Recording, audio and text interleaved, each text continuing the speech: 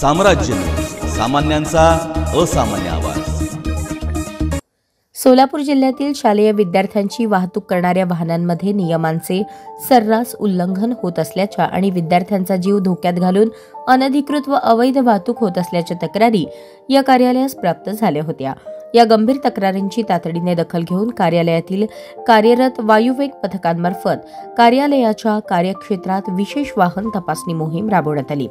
या मोहिमेत नियमांचे उल्लंघन करणाऱ्या अनेक वाहनांवर धडक कारवाई करण्यात आली आहे। त्या अनुषंगाने प्रादेशिक परिवहन कार्यालय सोलापूरच्या कार्यक्षेत्रातील अनधिकृत व अवैध विद्यार्थी वाहतूक करणाऱ्या वाहनांची तपासणी मोहीम राबवण्यात आली असून सदर तपासणी मोहिमेमध्ये एकूण 120 वाहनांची सखोल तपासणी केली असता दोषी आढळून आलेल्या 43 वाहनांवर मोटर वाहन कायद्यातील तरतुदीनुसार कारवाई करण्यात आली आहे।